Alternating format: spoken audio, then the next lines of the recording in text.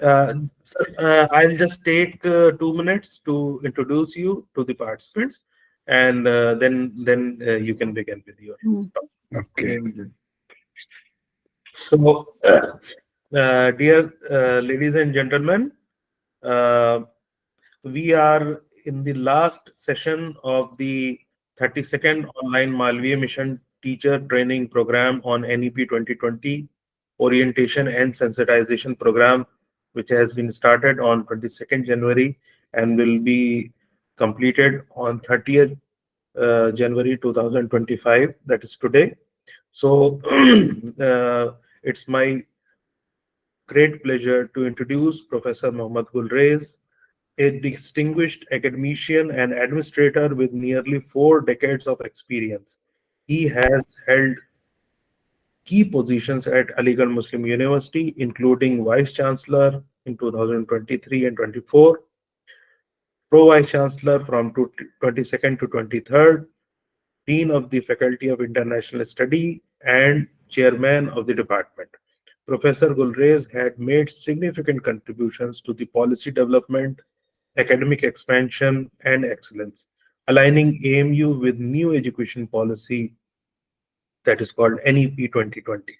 His expertise lies in conflict resolution, ethnic conflict, civil society, and poverty elevation. He was he has authored 7 books and numerous research papers uh, during his career.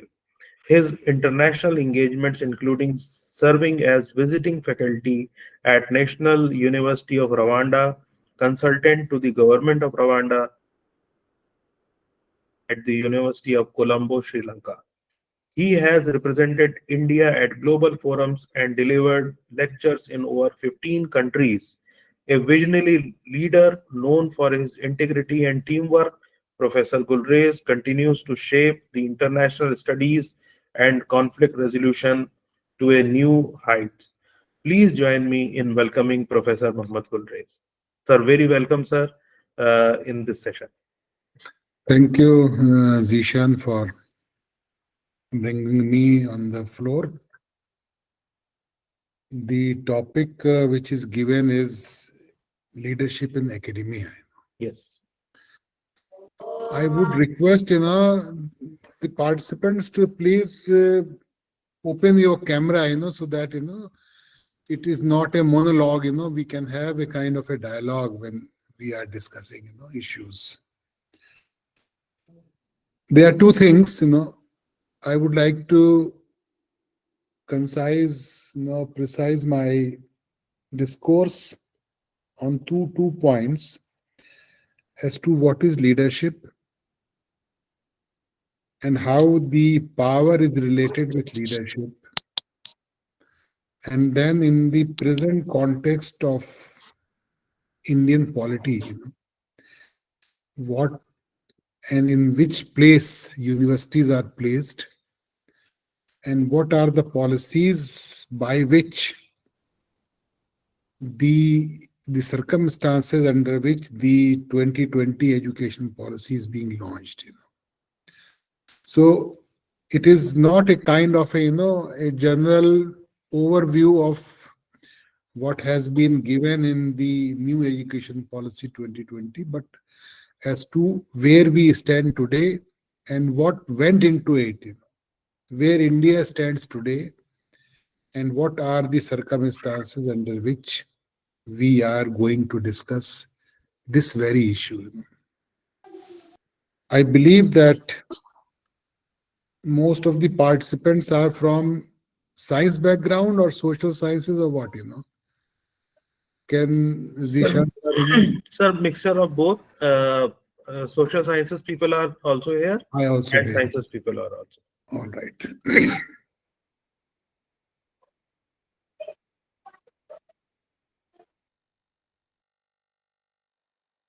So basically, a precise definition of leadership is helping others. This means that a leader is who can encourage its teammates and to carry forward, make use, the best use of the team workers so that the results are achieved. It's very simple that, a leader is a motivating factor within the circumstances and work, taking out work from the human resources, those who are available at its disposal. But then the concept of leadership is attached with the concept of power. Now try to understand that, power means influencing the action of others. And it is from their the very concept of power, that leader is commanding that power and he is asking his subordinates to carry out his work forward. Now, in case we further go deep into it, the power are of three kinds. Those students of social sciences or engineering or science background, try to understand it. This will give you some kind of an input as to where and in what circumstances you are working as a teacher and what is required out of it. The three kinds of power is, number one is power over, number second is power to, and third is power with. These three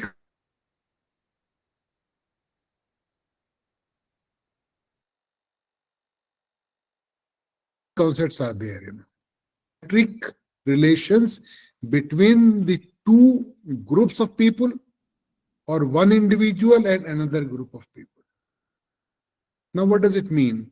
Asymmetric means that where the relations are not at par or equal with others. Meaning thereby, when we say power over, the relations are asymmetric. So the conflicts are of two types. One is asymmetric conflicts and another is symmetric conflict. When the two armies are fighting with equal force, it is symmetric conflict. Asymmetric conflict is when one is more powerful and another is weaker. So power over means that once a leader tries to impose his will over his subordinates without consulting them, without taking into consideration the ground realities, and try to impose whatever he thinks is proper and right. Now, second concept is power to. Power to under the leadership is the ability of a leader wherein he thinks that whatever he is doing is right and he thinks that he is capable of doing it. And he carries out most of the work on himself. You might have come across so many, leaders or so many principals in different colleges or so many vice chancellors who does not share their work with others and carry out all the works by themselves. So that is power to. And power with is the last concept wherein there is a tendency to share the views and taking into considerations the views of others simultaneously. Now, what does it mean? That this is a concept give rise to collective wisdom. This is the hallmark of democracy also.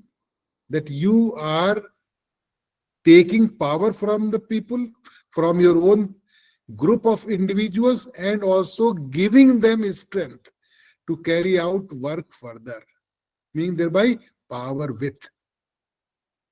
So there are three kinds of power: power over, power to, and power with. Now this power over gives rise to violence basically. As a leader of the team, in case you think that you are always right and you will determine, you will guide, you will force them to work, this gives rise to conflict and violence. Now, once, because I happens to be the student of conflict resolution, so I am giving you that very perspective as to, how and in what way do you think where you stand today, even as a teacher in the classroom. Once, it is a monologue that You don't want to, encourage students to ask questions, and you simply dictate terms, you simply guide them, you simply give a dictation to them. This is a power over. This is also part of the behavioral psychology, that, you are simply dominating what you think is right. Now, this power over directly or indirectly gives a tendency to violence. And violence does not simply mean that there is a fight going on. Violence can be psychological, violence can be verbal. No, you are abusing your students, or you are abusing people in the society. But there is a kind of a disencouragement, or the discontent among with whom you are working.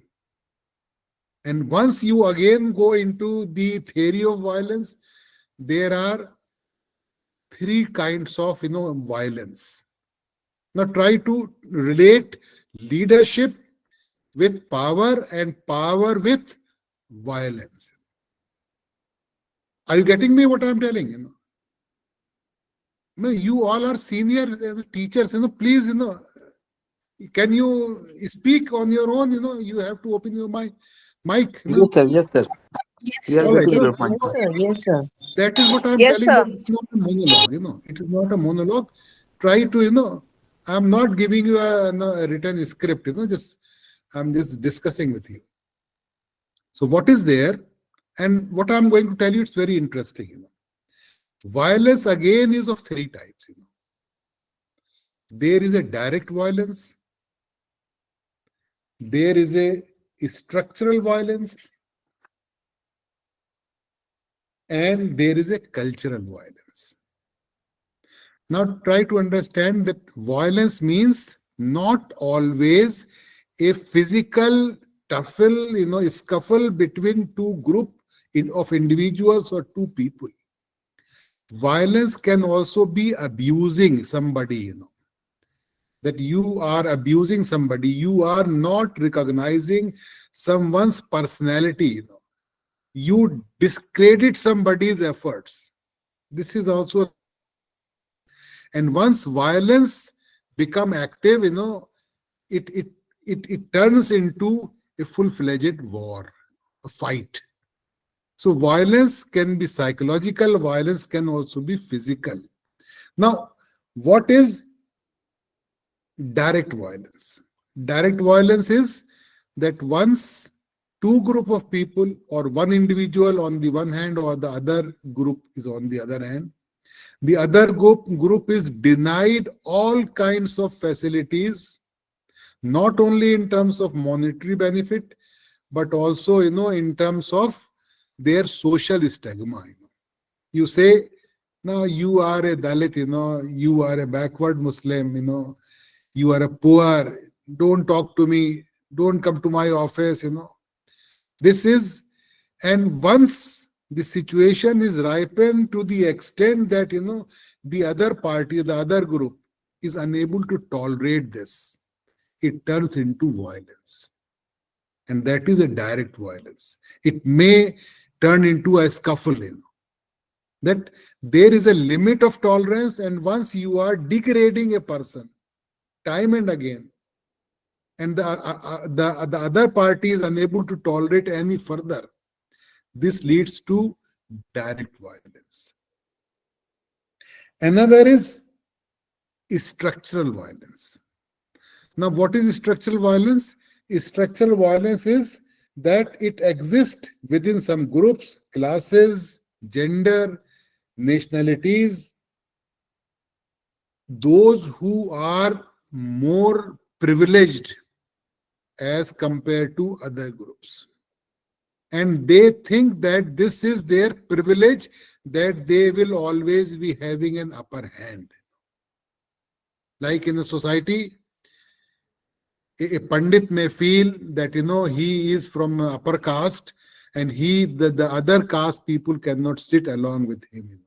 Even among Muslims, the upper caste Muslims, degrade the lower caste Muslim, because caste system is there. whether you accept it or not, but no, this happens, this exists in the society. Or a privileged group which is having more means of living as compared to other, and then they make it a part of their social structure. So this is structural violence. Structural violence can be at society, family level. Structural violence can be at the local level. Structural violence can also be at the state level, where the rights of one class of people are denied by those who are ruling in power. So structural violence can be seen at every level. The only thing is that you will have to feel it. You will have to understand it. And what is then cultural violence? Cultural violence is that, once we started feeling that everything is possible, sab chalta hai. When you are going there, some rape has taken place, some violence in the society has taken place, and you remain blindfolded. You think that, okay, ये तो रोज की बात है, ये चलता है, लोग भीख मांग रहे हैं, ये चलता है. Because you are not bothered. This has become in your inward psyche as a part of the system. So this is a cultural violence, that you not being part of it, but still you are not concerned also. And you can experience it, within you, within your family, people, or within among your friends, that they are least bothered as to what is happening around. If some atrocities are going on, some mass killing, somebody is hanging because of poverty, and say, "Arey, theek hai, ho raha hai, chalne diye." This is a cultural violence. So now a leader has to be very conscious about as to what is happening, and at what level is the violence going on. The leadership is simply not that, overpowering the actions of others, or influencing the actions of others, or taking the work from them to get the desired results. It's not only this. Leadership is a whole gamut of things, and a leader who is in a commanding position, whether you are a teacher, you are an administrator, you are a principal, or you are a vice chancellor, so many things go into it. So this is very important. That there's a concept of Johann Galtung. I think of those who are more interested, you can go and read. Johann Galtung is a philosopher from Sweden, and his courses are also being taken by the United Nations organization and for conflict zones. Now, once you have understood that, then you come to the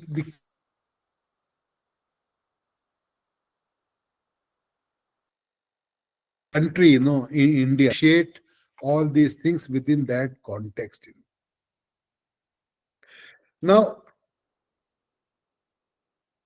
in case you try to look as to where we stand today under the new education policy 2020, as we all know that this is the third education policy. The last one was implemented in 1986. From 1986 to 2020. Or in case you go back to 1947, when India became independent, the world has changed, entirely. From 1947, when we became independent, and the era which we are living today. As you all know that way back in 1947, the situation was that we were having only 1,000 colleges, all over the country. And only 11 universities, 500 colleges and 11 universities. Today we have more than 1,000 universities and numerous colleges. A large segment of the students, 26.5 million students, are going to university, and the equal number of students, those who could not get this opportunity to go to higher education. Only 10% of the students today, even in 2024, have got the opportunity to avail the opportunity going to the higher education institutions. The new education policy, as India poised to become the third largest economy of 5 trillion economy, it tries to see that its people are educated. We have a population of young people, 50% of our population is within the age group of 15 to 25. This means that we have an human resources, and we try to make use of this segment of population to the best of the use of Indian development, the country's development. So now where we stand today, the government new education policy says that by 2030, they will have a target of 100% literacy of all the adult learners. But what kind of adult learning is that? Numerical ability, simple calculations, and reading and writing, name writing, and basic calculations. This means that even by 2030, our target is that 100% literacy, that they can have basic calculation skills, and they can write their names, and they can read basic primary books. But then the issue is, the problem is, who will teach them? The budget of the government on education is still 2.6, which is less than the target of the best of the higher education institutions across the globe, that is 6%. So what the government is trying, because they have also the limited budget, the country is growing, they are trying to get this 6% of budget by 2035. But within that range, the government is trying that this mass literacy of adult education would be through volunteers. Volunteers in the sense that the educated people will volunteer themselves to teach them, but then there is a catch into it also. Who will go and teach the household ladies? There should be a division, because new education policy is silent on them. Who would be the segment? There should be a division between literate women and girls, illiterate girls and illiterate women. There should be a division between those coming from marginalized communities, those who are offering some kind of a hijab or some parda. So they would also require, the government will also require female educated workers like Shiksha Mitra, so that they can go and teach them. But there is a big challenge into it. Now even in the international scene, when I say that India is poised to become a third largest economy of 5 trillion, what we have seen that India last year has seen that it organized very successfully G20 summit. We are also the member of SCO, Shanghai Cooperation Organization, in which China is also the member, Russia is also the member. And we are making our inroads, we are making our presence felt in the international market. In what way? That we try to best crystallize our policy of non-alignment. Non-alignment in the sense that when the war between Ukraine and Russia is going on, India tried to maintain the best of relations between the United States of America and European Union on the one hand, and Russia on the other hand. Despite the sanctions put forward by USA, India did take oil from Russia, and simultaneously try to maintain best of the relations. India did not vote in United Nations Security Council against Russia. We did not vote in IAEA, International Atomic Energy Commission, and we remain absent, or we try to remain abstain in all the international forum against Russia, in that count. What we did, because the country is now emerging just after the end of the Cold War. As the social sciences students would be knowing, Cold War is a tendency or a condition of neither of war nor of peace. When India became independent, and soon after World War II, then the world was divided into two blocks, one led by USSR, the former USSR, and USA. The world was divided into two power blocks, America led by capitalism and USSR led by socialism. And the whole gamut of years, starting from World War II, that is 1945, up to 1989 or 90, till the demise of Soviet Union or former USSR, the history or the international politics is known as the years of Cold War. Cold War, again I am telling you, is the war of neither, a situation of neither of war nor of peace.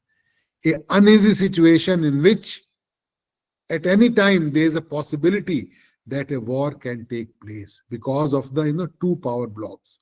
One led by NATO, North Atlantic Treaty Organization, led by America. That attack on one country in support of the United States of America will be treated attack on all the countries under the leadership of United States of America. That India did not join NATO. Warsaw Pact means all the countries aligned with USSR in case American or its allies will ever attack on any of the countries member of the Warsaw Pact will be treated as attack on all the countries. So this was a very volatile situation. India at the time of independence did not join any of the power bloc, thinking that it has just become independent and it did not want to join either of American bloc or USSR bloc. And this policy was known as non-aligned movement.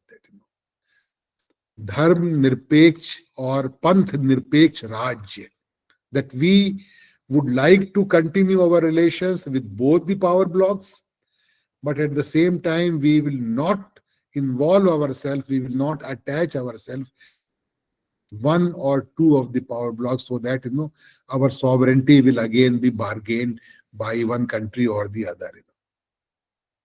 Now, being non-alignment does not mean that we will remain neutral to what is being taken or what is happening around. Whenever we will feel, we will try to assert our voice. And this is what I was telling, that the best option or the best projection of non-aligned movement was when India tried to maintain relations during Ukraine war between both the USSR, former Soviet Union on the one hand, and United States of America on the other hand. We are also at talking terms with Ukraine. And there's time and again, the government of Ukraine is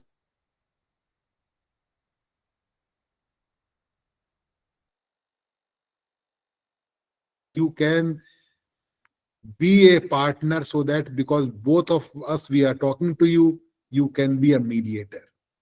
Similarly, this is the policy in Middle East, in West Asia. India is the only country which is at talking terms simultaneously both with Palestine as well as with Israel. We are also talking, having a good relations with Russia as well as the United States of America. There is a possibility, and the world is looking towards us, that sometimes India may intervene and try to find out a solution of a two-state solution of one on the one hand Israel, on the other is Palestine. So this means our non-aligned policy is really working well. So now we have come out from this gamut of Cold War after the demise of USSR, and there was for some time there was a talk now that there will be no Cold War and there will be Pan Americana. Now, what does it mean by Pan America? There will be only one country now remaining. The one country is United States of America, because USSR, Russia has come up, and there was an emergence of 12 new countries known as CIS countries.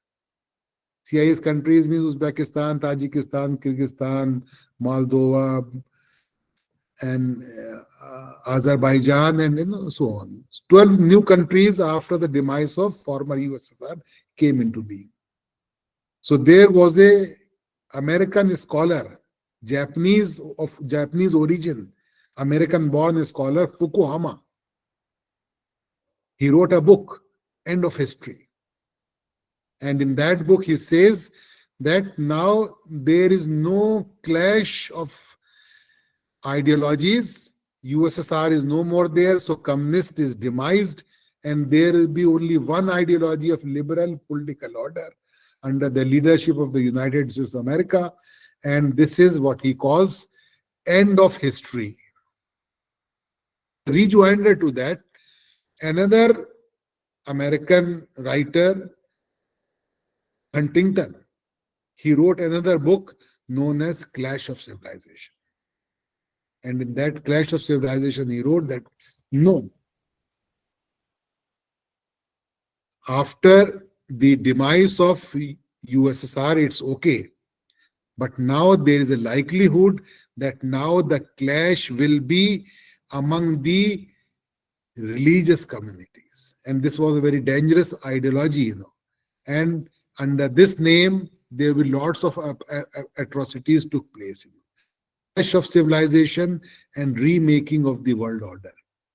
All over the world, leaders criticize this ideology.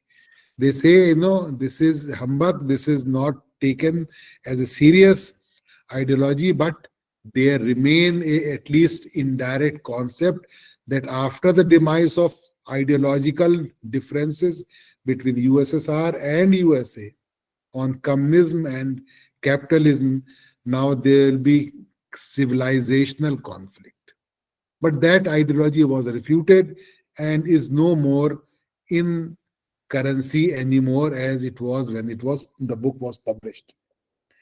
Now, coming again back to India, as India is trying to become a third trillion economy and try to become first economy by the year of 30 trillion economy by the year of 47,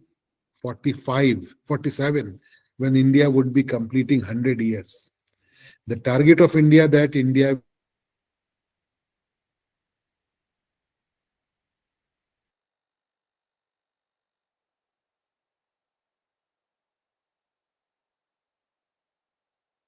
will be having 100% section that we achieve this target. So we have seen that there are lots of new policies are coming up. We have Make in India policy, we have startups, we have MSMEs, we have unicorns. So many new policies have come up, because it was believed that government on its own cannot give job to each and every individual. So government is highlighting on technical education of its citizens. So there is a whole ministry of technical education and with the Ministry of Education. Now what they are telling that they are imparting technical education in the name of, and the citizens are encouraged to start their own startups, known as MSMEs. Now MSMEs, if you notice,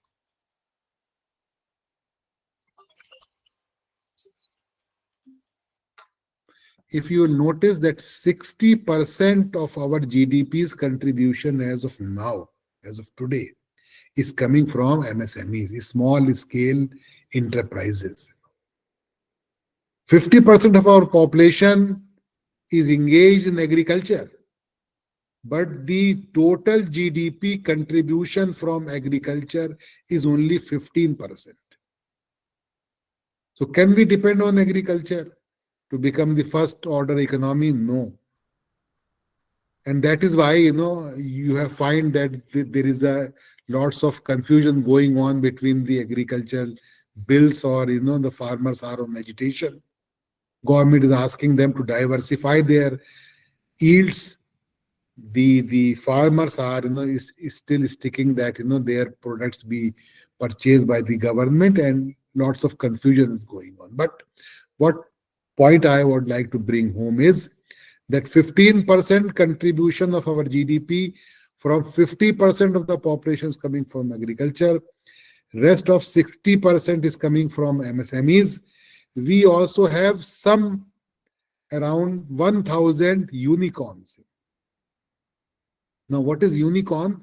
Unicorn is where there is an investment of 1 crore and more. In case you are a big businessman and you can invest 1 crore and more in your business, that is called unicorns. But for MSMEs, the amount is not fixed. A small shopkeeper with little enterprises can also be a MSME's entrepreneur. So the government is encouraging them, that they start up, make in India, startup India, unicorns, MSMEs. This is a government effort which is going on and which is being given importance in new education policy. Second is that, to achieve 100% literacy target, what is the plan of the government is that open and distance learning. Now you can assure that the future in India is open and distance learning. Each and every university now is asked that you should also have simultaneous course on distance and open learning, because government on its own cannot provide education to its 26 million remaining population and make a target of 100% literacy, unless and until. And that is why there is a concept of, earn while learning, that there is a ABC, bank of credit, academic bank of credit is the idea behind this, that you start working, you try to earn something, but at the same time, at your leisure time, wherever your free time is there, you can also take the degree. And your credits will be deposited in the academic bank. And whenever you come back, you can start getting your, degree from there. In case you are a graduate student, in first year, in case you are quitting, going for a job, you will be getting certificate. In case you are going for second year and taking leave in between, you will be getting a diploma, and third year, a degree. This means that there will be a flexibility. One. Second, there will be a distance and open learning for those who could not afford and those who are working, and they can get degrees simultaneously. To get this target of, and then government is also trying to provide finances to universities, entrepreneurship, for the students in the university.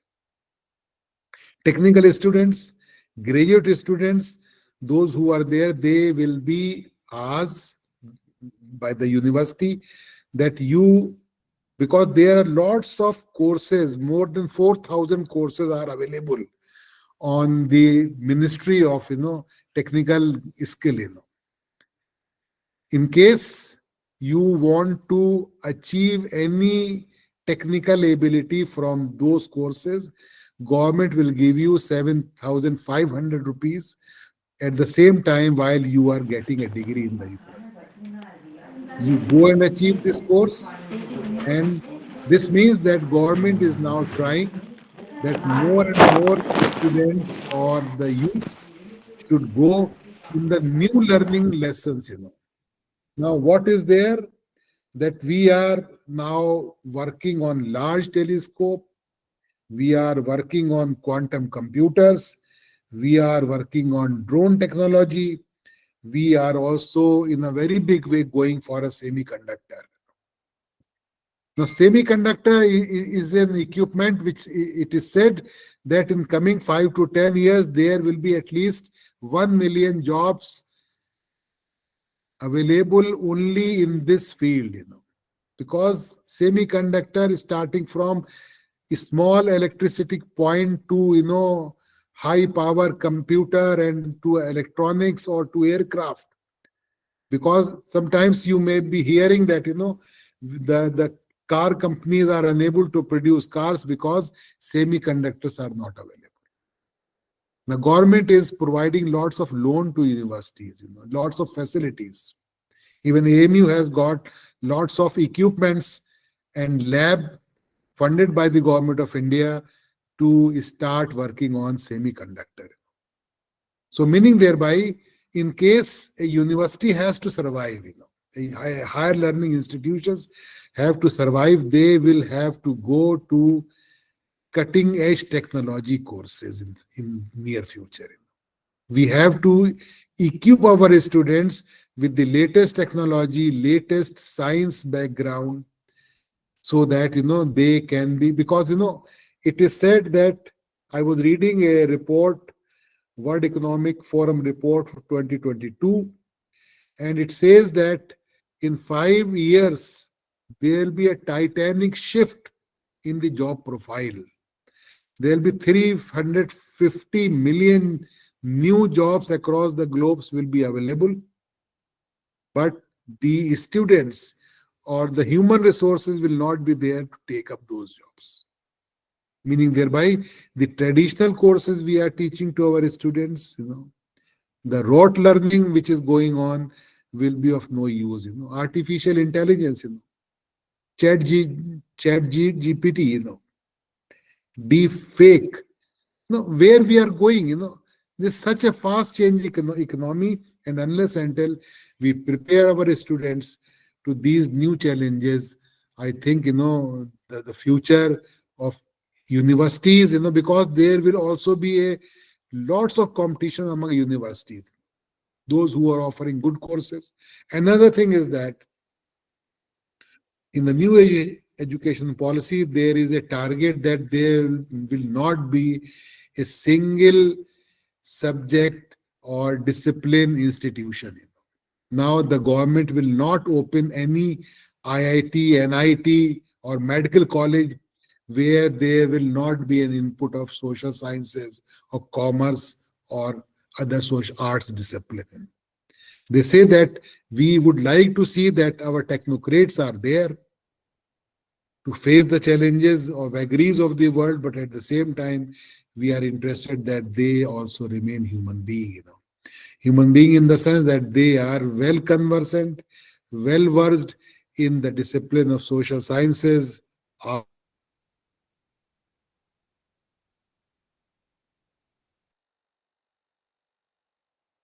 institutions anymore under the new education policy.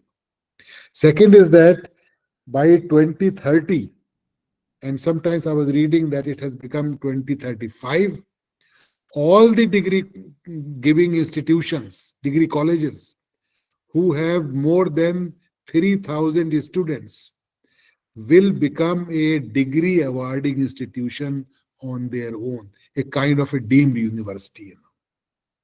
Meaning thereby that in case a degree college which is affiliated to some other university, maybe a Lucknow University, and is having the strength of 3,000 students, by 2030, at the earliest, or by 2035, they all will be independent degree awardee institutions.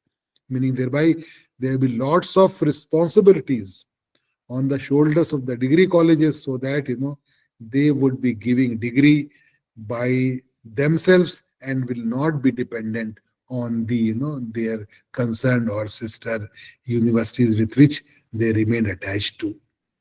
So meaning thereby lots of changes are taking place, and we will have to prepare ourselves to these new changes so that we can have a strong, powerful nation to reckon with, both at the domestic level as well as the India international level. Government wants that our voice should be heard. We are also interested that foreign universities will be visiting India, and those institutions of higher learning, those who have under NRIF ranking 10, like Aligarh Muslim University has now 8th number under NRIF ranking all over India. Within 10 NRIF ranking, which is the government ranking, the institutions of higher learning are allowed to open their institutions abroad also. Abroad in the sense that we are permitted, in case we are interested making changes in the ordinances, we can open our branches in a foreign country. But that privilege is only to those institutions, those who are within 10 under NRIF ranking. And this is a big privilege, And at the same time, in case you want to, this is also common for all the universities, that in case you want to give admission to PhD courses to a student who has availed degree from university outside India,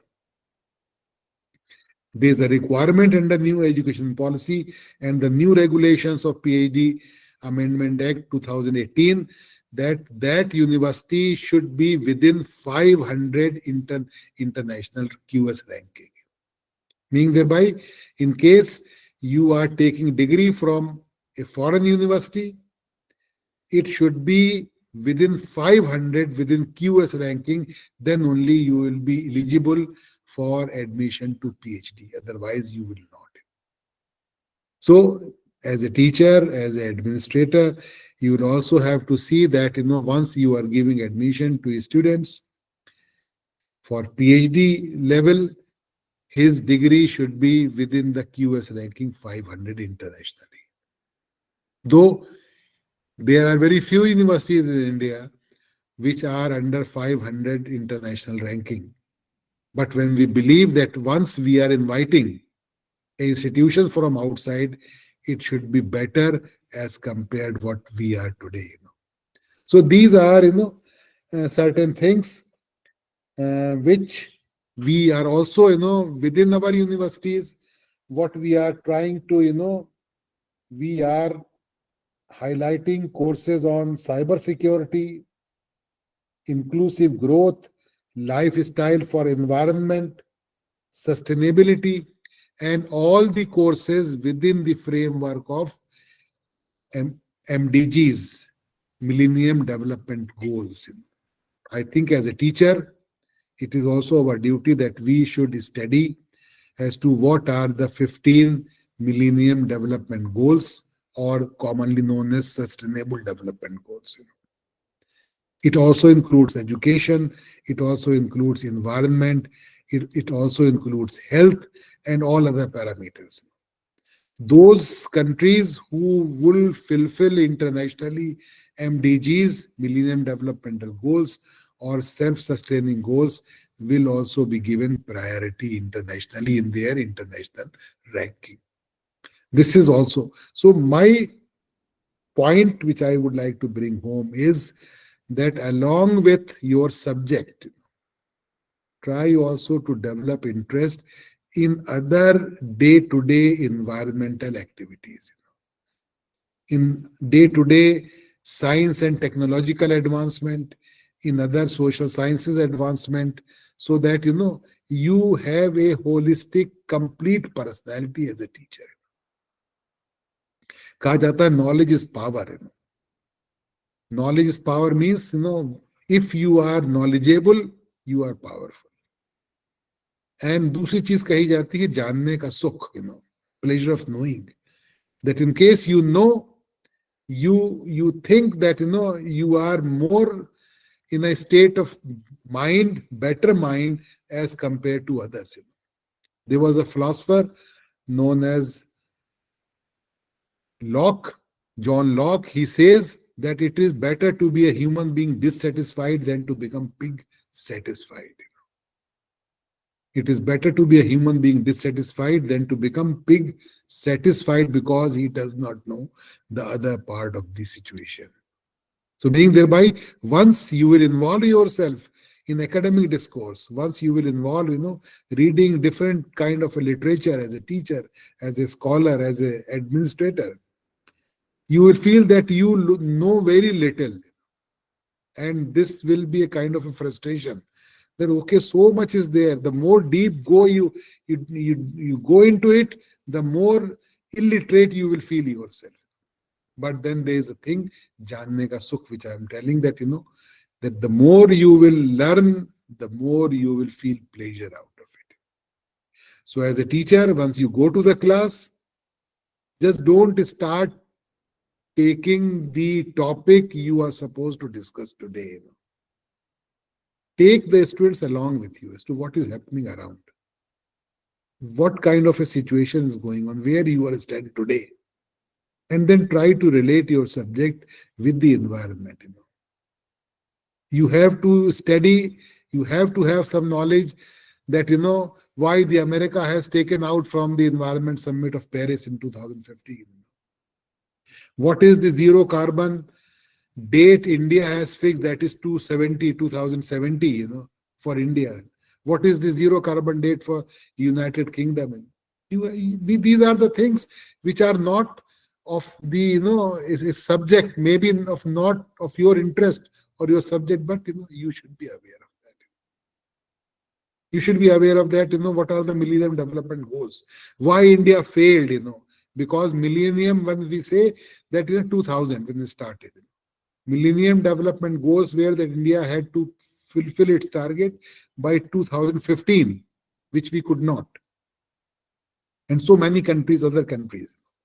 Then the United Nations gave another target known as Sustainable Development Goals.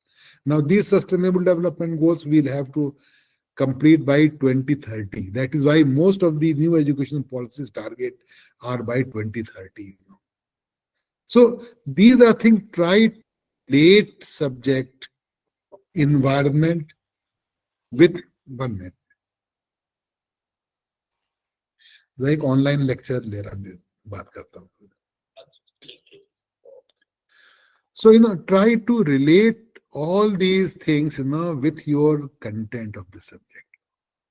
Then only you will encourage a student, you will inculcate new ideas among the students.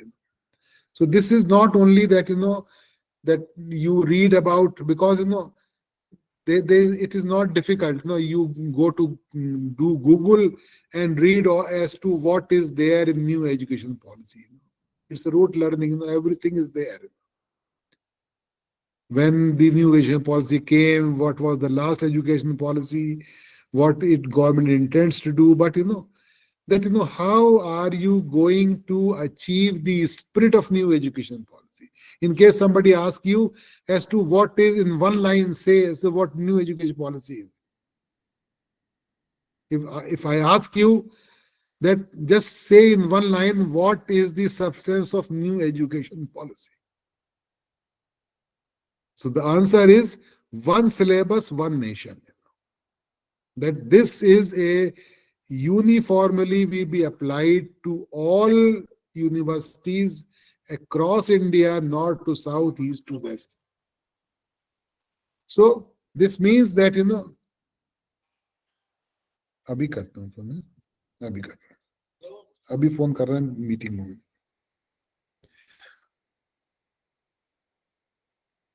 First, take care of yourself.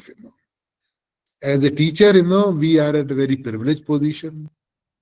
It is also learned that a new package is likely to come, and it will be implemented from 2026. So we are all in a very better position. But to be a good teacher, a good researcher, a good human being, you all will have to work very hard. Because these days, most of the universities, from the youngsters, they want that your publication should be in Scopus journal. So try to work hard. It may take 5, 6, 7 months. Do a good research. Everything is available at your tips. And once you will start writing good papers, try to learn the tricks of writing good paper. Develop good hypothesis, develop good research questions, develop good research. Then this will be a, within yourself, a full human being. You will try and see that how you have achieved this target for which you are in this profession. I think what is the time up to I have to complete Sir, 7:15. 7:15. So in case you can ask some questions or something, feel free. Sir, sir, my question is regarding the status of polytechnic in future, sir.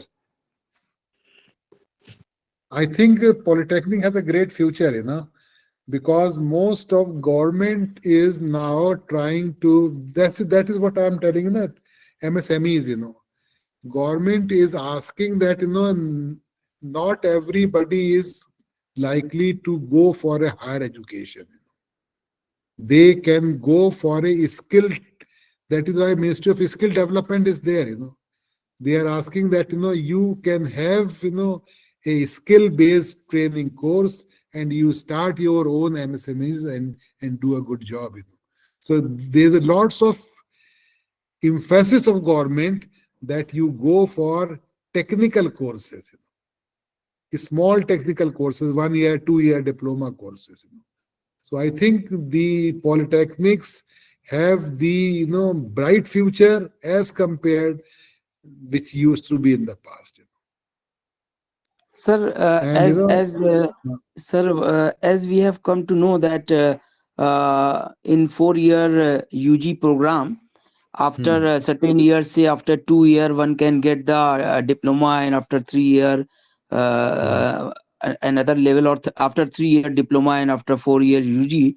So by keeping this thing in our mind, if the university is running both the things, that is UG program as well as polytechnic, as we have in our AMU also, because I'm also alumnus of that place, sir. So will it be affected in future because of NEP implementation, or it will remain the same, sir? This was my query, sir. देखिए ऐसा है कि still we do not know as to what will happen to a student who would be leaving after 1 year. What kind of a certificate will he take, because and what kind of a job he is going to get. So only when it will be implemented and there will be a student in the market after taking leave after 1 year, the future will be decided. But without a diploma degree, I don't think unless and until he is interested to start his own startup, his own like within the Atmanirbhar Bharat, as to Prime Minister he used to tell, or Make in India. What kind of certificate he will have, so that he will qualify along with the person who is a diploma holder from the polytechnic or an engineer. So sometimes it looks good that after 1 year you are taking leave and job, but that will be time will only tell us. Yes, please. Okay, sir. Thank you, sir. Naseem Ahmad Saab, Ashima Negi, I am looking all your photos. Lovely Sirvasto, I could not see, please ask. Hello, sir. Very good evening. This is Ashima. So I have a question. Yeah, please. So if we want to post massive open online courses on the Swayam Plus platform, how much free hand a university will give to a guest faculty? I think there is no hiccup, guest faculty can always do these courses, Now, what is there that for a regular student, earlier there was a cap that, up to 20% courses within your semester you can, within you are allowed from the SWAYAM platform.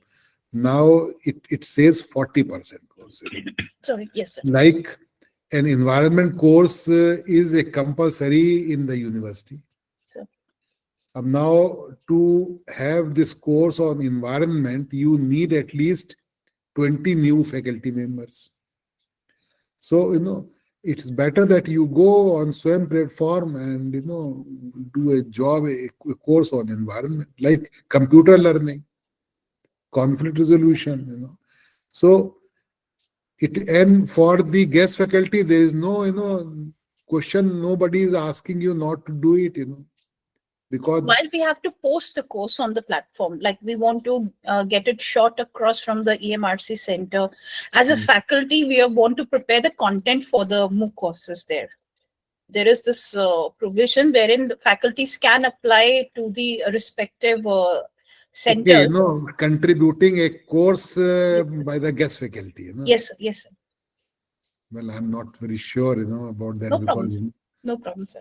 I'm Because not sure of late, I have received this kind of from a state government university that they are not in a very mood to actually entertain SWAYAM courses. So this was because the issue would be that maybe tomorrow, in case I guess faculty is not there and the students are enrolled in this course, then who will manage this course? Maybe. But I'm not sure as to what the university has adopted the policy in this matter. okay. This might be right, sir. I agree. Okay, sir. Thank you, sir. Muhammad Shahabuddin. सब लोग गायब हैं. जाफरी साहब कहाँ हैं? फरहाजिया. Yes, sir. हाँ जाफरी साहब बताएं, पूछें कुछ. ओके फरहाज पूछिए. फरहाजिया, आप किस डिसिप्लिन में हैं? Application department. आवाज नहीं आ रही आपकी. Sir I am from department of computer application. Okay, computer application. तो आपकी कोई क्वेरी है? No sir. Do you find any substance, what we discussed right now? Questioning क्या कीजिए, बच्चों को भी अलाउ क्या कीजिए क्वेश्चनिंग करने के लिए. हैं या श्योर सर. कंप्यूटर में बच्चे कम क्वेश्चनिंग करते हैं बिकॉज क्वांटम कंप्यूटर की बात हो रही है आजकल, उसके बारे में बताइए लोगों को. यही हो सकता है. Farha ma'am please. जी जाफरी साहब बताएं. आप Jafri Sahab can be see your photograph. जी सर. जी पूछिए, पूछ रहे हैं. नहीं Jafri Sahab, your mic is mute. Jafri Sahab, your mic is mute. Oh sorry sir, sorry. Thank you sir. Sir जी, मैंने अभी पॉलिटेक्निक के सिलसिले में आपसे सवाल पूछा था कि ये अच्छा आपने पूछा. I am sorry. जी नहीं sir, my pleasure sir. Dear participants, please ask the questions to the sir. देखिए ऐसा है कि न्यू एजुकेशन पॉलिसी, अब जैसे आपका ये है कि 4 year इंटीग्रेटेड कोर्स है फॉर बीएड टीचर्स, एजुकेशन में. Now at least a teacher who is going to teach in the school will be convinced from the very beginning, that he is going to teach in a school and he is undergoing an integrated course of 4 years. And this will be in the STEM criteria. They will be clubbed like science, art, social sciences, commerce. And once they will be qualifying the All India test, they will undergo a 4 year teaching. And once, because our university was fortunate that we are now almost first batch is ready from the 4-year integrated course. We have started admissions to these courses. Simultaneously, we are also having B.Ed of 2 years and 4-year also. So at least the teacher will be convinced that he is going for school teaching.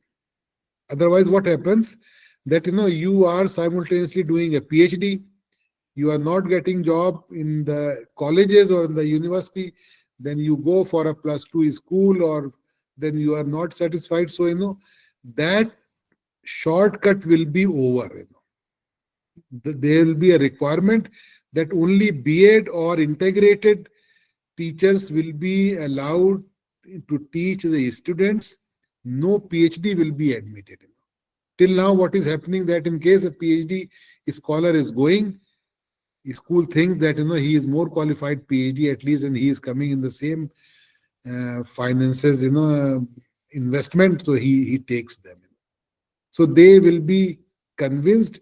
Second is that there will be a provision of, along with mother tongue, there will be a compulsory provision that a student up to class 8th will be learning French, German, Spanish, all 4 languages, outside language.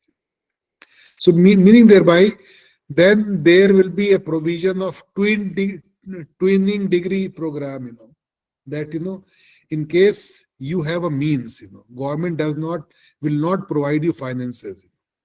In case you have a twinning degree program with some foreign universities, and you have completed 2 semesters in India, and if you have a means and you go abroad, say for United States of America in some university, with which your university has a twinning degree program, and he completes 4 semesters in America, so he will be getting a degree from the American university instead of Indian university. And in case he completes 4 semesters in India and 2 in America, he will be getting degree of Indian universities. But there is no commitment on the part of the government. This will only be for those who can afford it. Because the students are going abroad and they are spending lots of money. So in case they will be getting, spending their 4 semesters instead of 3 years or 2 years, just 1 year, and they are coming back, at least they will be getting degree of foreign universities on a less expenses, which is now they are spending. So this is also a government policy of taking them back to India, a rat rush which is going on right now. And another thing is that foreign universities will be allowed those who are within 100 QS ranking. In case a university internationally is within 100 QS ranking, they will be allowed to come and have their campus in India. But then their fee structure, their course content will be entirely their own freedom. The government of India will not interfere with that. There is also a problem in this, what will happen that suppose, like Ashoka University or Jindal University, what will happen that, once a foreign university like, McGill University has come into Delhi with best of the teachers and best of the course contents, what will happen, not only the good students will go and join these universities, but because their salary package will also be at par with the American or Canadian universities, the good teachers from the Indian universities, they will also go and join those universities. So one has to be wary, one has to be very cautious that it may not be like that, the Indian universities may in future become the Sarkari universities, like the, Sarkari schools. Unless and until, we prepare ourselves, we will not be able to hold our students back once those good universities are coming with very good packages. But this will be only those who can afford it. There is also a chance that, this will also be, a kind of a further divide among those who have means of afford the higher education and those who may not. Yes. So, our emphasis, on equity, equity in the sense that those who could not afford those chances of higher learning, those who were deprived in the past, at least, they should be under the protection of the government, are given this chance that, they are at par with and this is known as equity, that, it is not a discrimination with them, it is bringing them par those who are already privileged. So that would be there. There are lots of Sir. new changes. Yes, please. Yeah, sorry, sir. My one question I have in mind that sir, in India, the policy is that all the educational institutions should be the non-profit making institutions. Means academic institutions cannot be a profit making institutions. That's why all the universities are run by some non-profit organizations or that you can say the societies, etc. So the when foreign university came, is there any means is there any regulation for them also, or they are just here to reap all the money and No, the regulation framework is still in the offing. The government has not yet able to complete this, the regulations for them.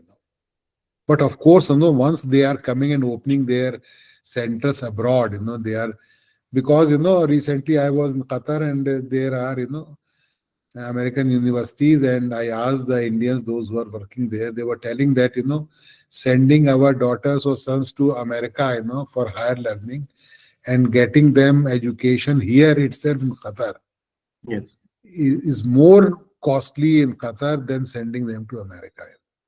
Meaning thereby, once they will be there, they will be asking, lots of finances and these things that they are not for profit making. This looks good on the paper, but now all the big business houses, yes, they are in the business of opening universities. yes. Sir, Another thing I would like to suggest that in social sciences we say two things, that there is no watertight compartment and there are no black and white. Once we are dealing with human situations, once we are dealing with people around or institutions, these questions of that it will be good or bad for a teacher, it is of no use, because everything is relative. yeah. We should not ask that will it be good or it will be bad. No, there is no watertight compartment or black and white. Yeah. Everything is relative. Once you are dealing with human situations, and you are in academics, for us 1 + 1 is also 2, 1 + 1 also 1. When people are in love, they are 1. 1 + 1 is also 11. It is in what situation, everything is judged in time and space. Sir, one follow-up question, just a little question, which ये आप you can say the Urdu pain पूछिए, of आराम से pain, पूछिए, बात the कीजिए। pain of a teacher is also is there in this question is that sir, we are talking about academic leadership and the various parts of the academic leadership, that we should be empathetic to the students, or we should focus on our studies, delivery mechanism, and overall development of the nation, etc., etc., etc. But right now, what we are feeling since last 5 years, 6 years, that every decision, as you have mentioned, that NIRF ranking under 10 and QS ranking under 100, and the ranking of means accreditation from NAC, etc. Although one, I agree that it has importance, and there must be something like that, like a filter like that. But sir, as a teacher, we are too consumed in making up the data right now, and we are mostly behaving like a means clerical things than focusing on the study. Just an example, Means, if I organize a guest lecture of a professor, then okay, fine, means I'm really concerned that the photograph should be taken, a report should be made, the letters of invitation and the receiving, etc., should be there in the file, etc., etc., etc., just to claim that how the it came later that when we are filing for NIRF and NAC, etc., they require all these documents. So instead of sir learning, are we diverted a little bit, or हमें कुछ मतलब मैं गलत समझ रहा हूँ? नहीं देखिए, इसकी जो बातें आप कह रहे हैं ना, इन बातों की कोई वैल्यू है नहीं,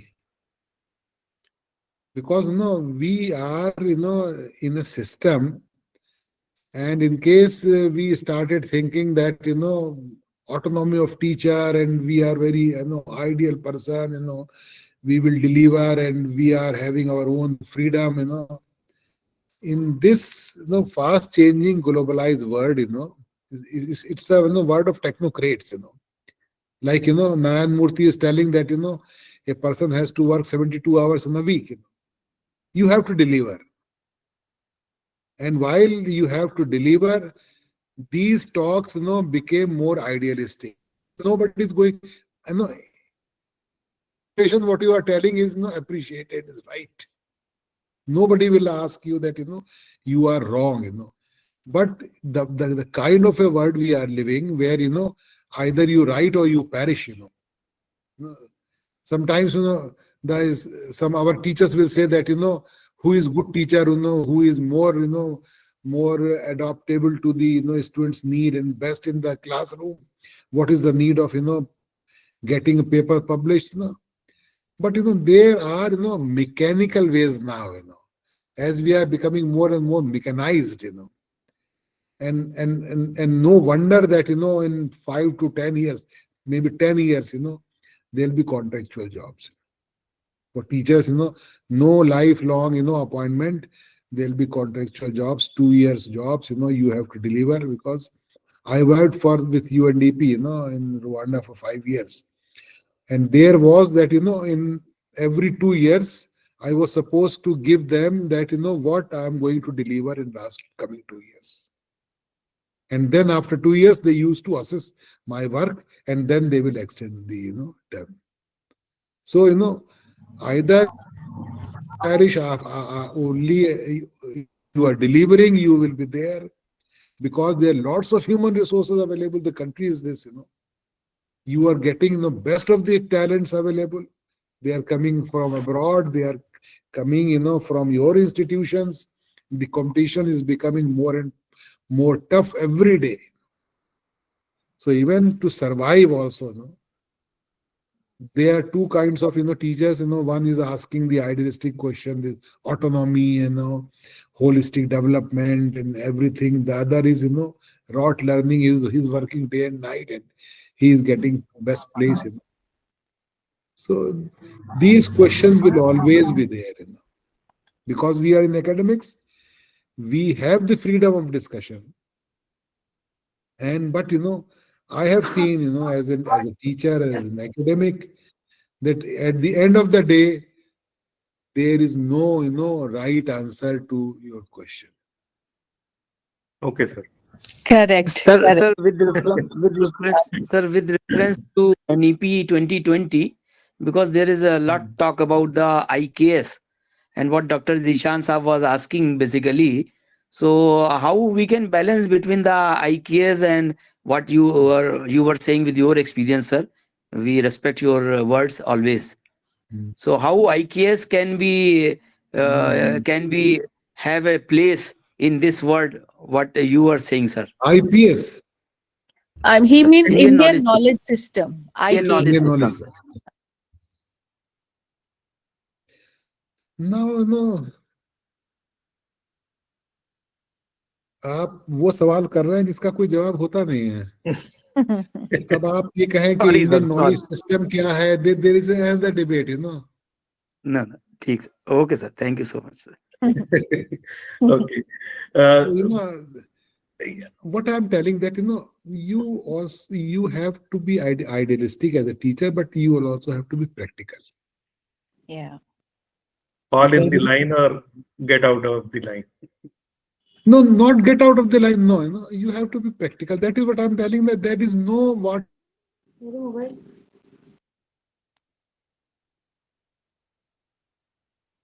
watertight compartment. There is no, how come you know that he's a good king? Yeah. It's related. Because, absolute United Nations failed in its mission, in bringing peace. Now somebody is writing he's failed in it's failed in its mission. It's for a learned person, it's useless. Nobody is failed. Sir एक छोटा सवाल है। So everything is relative. Yes. And that is why what I'm telling, that Yeah. idealistic notion and being a good teacher, being a good institution in this globalized world, you will have to go to adopt to things. Darwin says that it is not the strongest species, who will last long. It is the one who is adopted to change. Yes. Yes. True. In case, you Rightly said, sir. can change yourself according to the need of the hour, writing good papers, updating yourself, coming into the competition with the newcomers, those who are coming. I have seen, the old teachers, temporary for 5-6 years, they are having competition with the newcomers, with lots of good knowledge, then it becomes difficult, how to keep a balance between them. So in case you have to survive, you have to work hard, and you have to update yourself. Yes, sir. This is Definitely. new education policy is just a reference of our discussing things. You're getting it? And this is what I'm telling, Yes. This is how. Okay. So, yes, sir. Thank you. Absolutely. So, ma'am, Assalamualaikum, Gulrez Saab. Assalamualaikum. Assalam, It's assalam. wonderful to be hearing you. I'm sorry I couldn't join you right in the beginning. I was Mhm. somewhere. But how patiently you have been dealing with all the questions, and look at the responses you're getting. Dr. Asif says he finds this session very insightful, and Dr. Dinesh says that the session's been most informative and ideal. So, Zishan Saab, this has really been our privilege that yes, we yes, have sir. been Yes. joined Yes, by ma'am. Yes. Prof. Gulrez. And for me, who better than somebody who has been a top academic leader than him to speak on leadership in academia. And at any given point of time, some 5 to 10% of us are going to be in a position of leadership in academia. And what he has been saying about, drawing from Darwin and drawing from social scientists' metal, that there are no watertight compartments and there is no such thing as black and white, and we have to operate in the gray area, and we have to navigate our own course in trying to find what is best for us. So I think Professor Gulrez, Thank you very much. if you would like to wind up your entire, because there are no more questions, participants. Anybody? I think Zishan Saab, आपके Yes, सवाल sir. जवाब हैं? Yes, I think sir एक everybody छोटा has सवाल asked. था, Yeah. अगर time हो तो। Acha, Irfan Saab, one last question, very quick जी, one. जी, इरफान, पूछ. Yeah, very quick one at that. Yeah. Sir हमारा ये सवाल था कि जैसे कि जिस जरूरत को देखते हुए एनईपी को डेवलप किया गया, तो उसमें आप कैसा देख रहे हैं?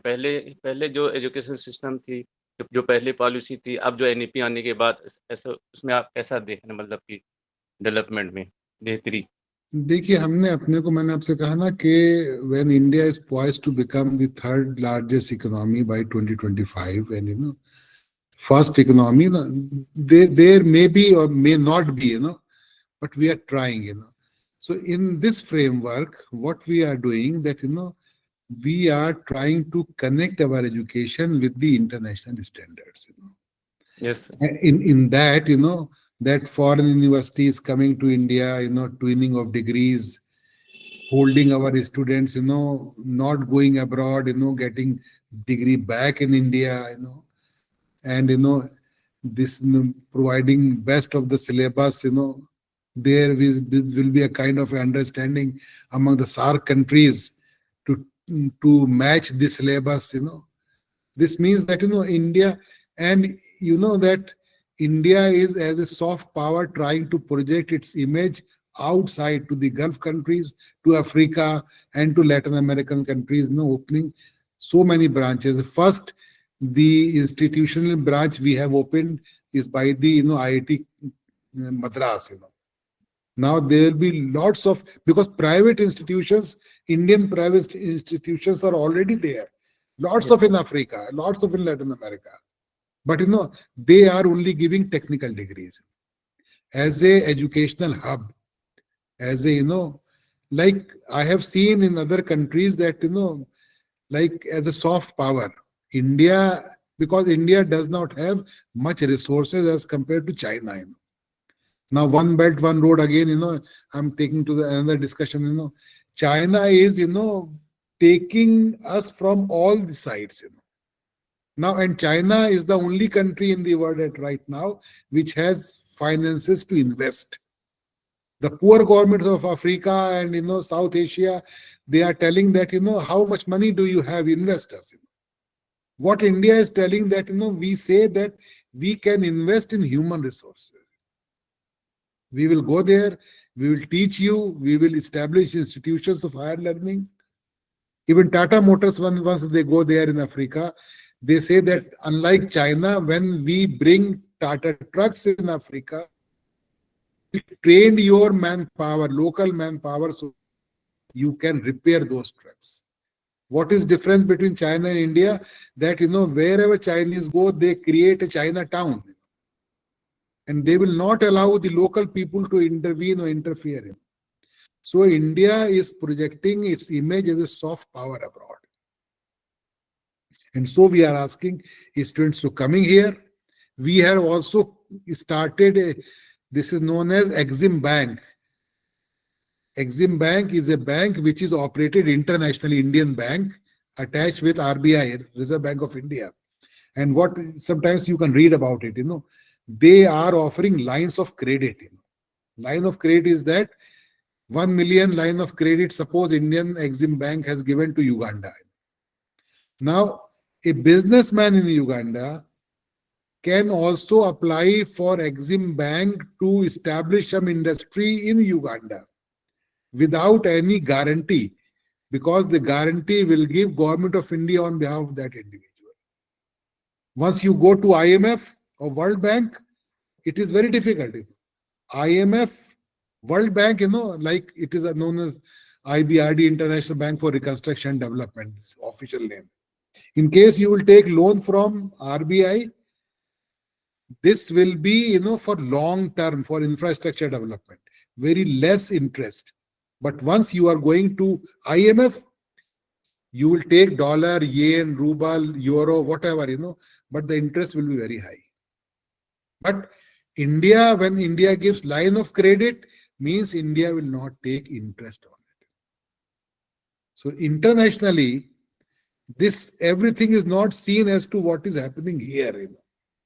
Once I say that India tries to become a first economy or third largest economy, what we have, human resources.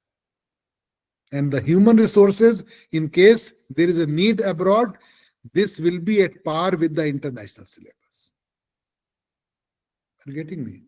Yes. So this is the need, we are but what will happen, because we are now undergoing these changes, What will happen and what kind of education the new generation will learn will time tell only. We are experimenting right now. Thank you. Thank you. Thank you, sir, for the That's technical difference. wonderful. Yeah, that's wonderful. And with that, this last session of this course comes to a wind up. And yet again, Professor Gulrez, I would like to bring this to your notice that we have strengthened once again our relationship with the Integral University with this particular course, a relationship that began some more than 10 years back, trying to take the benefit of the Aligarh Muslim University in the area of professional development of higher education teachers to sister institutions all across the country. We did it with Callum, we did it with NEP workshops, and then we this year again did it with these online NEP orientation sensitization programs as prescribed by the UGC. And I'm very glad this is coming to an end with such a powerful note, a two-way wonderful dialogue between the resource person, the very eminent resource person, Professor Gulrez, and the participants, again finding it deeply informative and deeply insightful. So thank you very much, Professor Gulrez, for your We time. can call it a day, huh? Yeah. Good luck. Thank you. Best of. Yeah. Thank you, for sir, this time. and Thank thank you, you, sir. Faiza ma'am. Thank you. Thank you very much. Thank you, sir. Thank you. Thank you, sir. Yeah. Thanks. Thank Thank you, you, madam. sir. Thank you, Assalamu sir. alaikum. Thank you, sir. Thank you, ma'am. Thank you. Thank you, ma'am. Assalamu alaikum. Thank you. Dear participants, best wishes from me also, and please keep an eye on completing your MCQ second. It will Yes. be shared very soon, and so that your evaluation can be completed and certificates will be issued accordingly. Thank you. Thank you, Thank you. Thank you. Chancellor. Thank you, All the best to Thank everyone. you so much. Thank And you I so hope much. you all complete this course in very, very good grades. Thank you so Take very care. much, ma'am. Yes, sir. Thank you. Thank you, ma'am. Thank you for. Thank you. Very nice program. Congratulations to everyone. Thank you very much. So we will Thank you, be in Zishan, touch. sir. We will be in touch. Thank you Zeeshan and, sir, आपको भी आपने भी बहुत बढ़िया से coordinate किया. अरे और- दिनेश साहब, आपसे बस मुझे मिलना है. You are a wonderful man, और बहुत सारे सेशंस आपने बहुत अच्छे से अटेंड किए और बहुत सिंसियर आपके क्वेश्चंस थे. और नहीं सर, आप आप सर आइए, किस मोस्ट वेलकम. इंस्टीट्यूट से हैं सर? सर मैं government degree college Banbasa Uttarakhand में हूँ. ओके, उत्तराखंड. जी जी, तो मुझे आप बनबसा से. नैनीताल वगैरह टूर पे जब आएंगे तो जरूर कॉल कीजिएगा सर. मैं बिल्कुल साहब कॉल करूंगा, और आप लखनऊ आए तो बिल्कुल कॉल करें, तशरीफ लाएं इंटीग्रल. और थैंक यू. लेकिन आपने बहुत बढ़िया सर निभाया अपना, जो आपकी कार्यशैली थी बड़ी अच्छी लगी हम लोगों को. और बहुत बड़े सारे आपका- क्वेश्चन आपने लोगों के लिए और बड़े ही ढंग से उसको जो है पुटअप किया और सबका आंसर दिलाया. तो आपके लिए भी कंग्रेचुलेशन और बधाई, धन्यवाद. बहुत और शुक्रिया ऐसे ही सर. आप करते रहिए सर, जब भी मौका मिले तो हम लोगों को फिर से जोड़िएगा. बिल्कुल बिल्कुल बिल्कुल सर, हमारे पास पूरी लिस्ट है, डिटेल है, और हम लोग और भी प्रोग्राम्स कराते रहते हैं, तो विल शेयर. और आपकी जैसे इंटरेस्ट हो उसके हिसाब से आप प्लीज ज्वाइन कर सकते हैं, आप सभी. Thank you sir. Okay, participants, so congratulations for finishing the course, 8-day course. And शाम का वक्त है, थोड़ा सा टायरिंग तो रहता ही है, खैर कि पूरे दिन भर के काम के बाद 3 घंटा और लेक्चर सुना जाए, लेकिन सर यही है, कंटिन्यूअस डेवलपमेंट इसी का नाम है. तो कुछ कुछ सीखते रहें और आगे बढ़ते रहें. जी ये sir. Best wishes to all. Thank you. Thank you sir. Thank you. नमस्कार Thank you, sir. Thank you. सभी को. नमस्कार सभी को. Thank you, sir. हम सभी लोग को बढ़िया से आप लोग सर्टिफिकेट लेके एंजॉय कीजिए. Thank you. Okay okay okay okay sir, thank you. Okay, thank you. Okay, bye. Sir total 2 ही पेपर हुए हैं ना हमारे. एक हमारा पहले हो गया और एक अब होगा ना सर, एमसीक्यू वाला जो पेपर है.